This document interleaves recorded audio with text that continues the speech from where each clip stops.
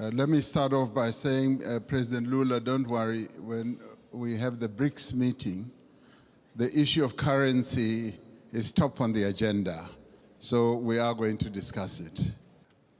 President Macron, I just want to start off on a very positive note. Africa should never be seen as a continent that needs generosity.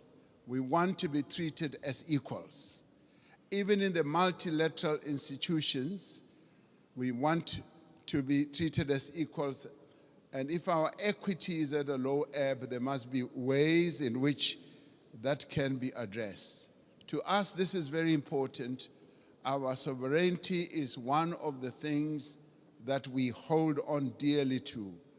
And we demonstrated that very clearly to both President Zelensky and to President Putin when it came to this issue. Even as there were suggestions that, yes, we can donate this, we can donate that, we said, we want you to release these grains and fertilizers to the world market so that the world can trade in these commodities and other issues we can handle in a different way. I wanted to make that point so that it should be understood where Africa has evolved up to. We want to be key players on the world stage, want to be key players even in the financial markets and in the MDBs. Now, these are the positive things. I do, Mr. President Macron, want us to address another issue which to us is a bit of a negative. You will have heard President Sisi talking about the 100 billion that was promised in Paris.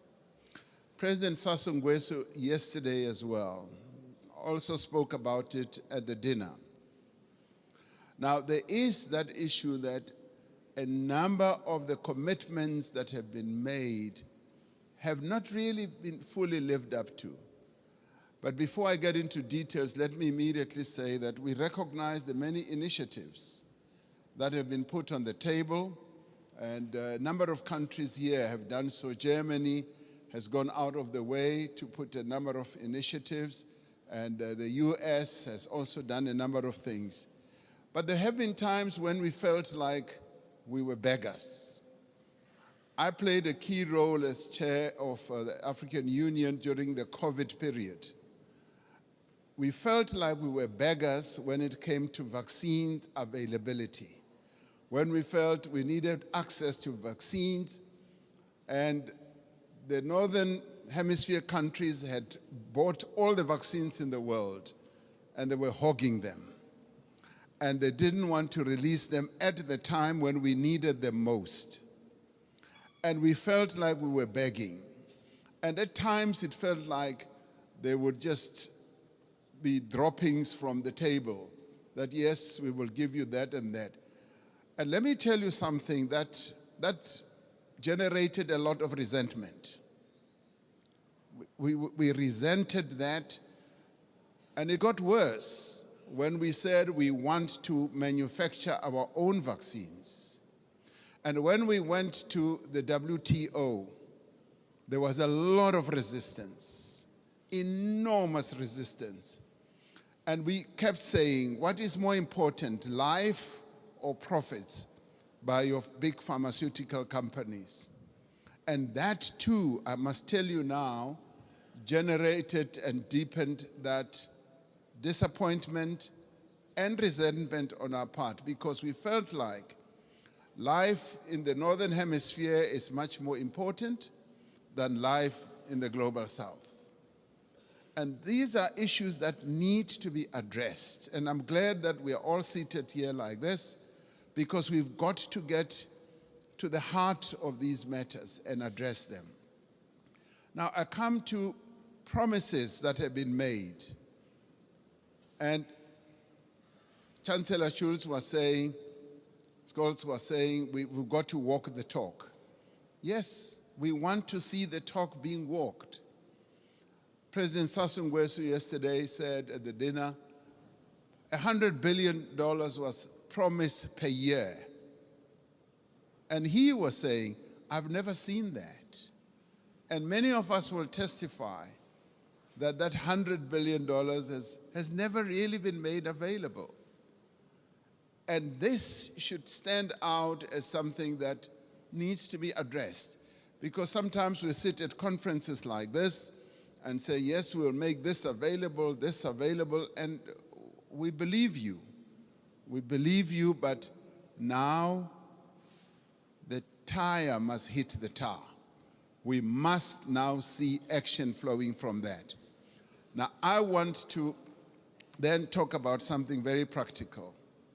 President Sassou Nguesso raised it yesterday. He said he would be happy if flowing from this summit, we do something very practical on the infrastructure side. Having said that 600 million people in Africa do not have electricity, and yet we've got all the resources to generate electricity, particularly the mighty Congo River, and that there have been plans to build a number of power stations that will generate, in my calculation, up to 70,000 megawatts. And he said, and I want to speak in support of this proposal, that to prove that these summits are not summits where we just talk, flowing from the Paris COP as well as others, let us now put money on the table and collectively say we are going to address this mega project. A mega project which will in the end generate electricity for up to 12, 15 African countries all at one go. And this is a project that I think the multilateral development banks here working together, the call that you've made, President Macron, can actually fund. And where, as we rise from this, we should be able to say the Inga Dam is now going to be developed into the Inga Power Station, the one that President Sassou Nguesso mentioned, and the next one as well. If we can do that, then we as Africans will now be convinced that these summits are really meaningful. We will now go home and say, you know what, it's worthwhile going to these summits, coming to Europe, and to listen to all the promises because they are willing to act on the promises. This is what President Macron, I believe, will be one of the most important outcomes. The reform of the financial architecture, as well as a practical project, infrastructure project that is going to add a lot of value. President Sisi and I have been talking about a railway from Cape Town to Cairo for years. We will leave that for the next summit, but the one on generating electricity and building power stations on the Inga Dam is the most important, that is immediate, that I believe needs to be addressed now. Let's get that done, and then we will be convinced that you are serious with the promises that you make. Thank you.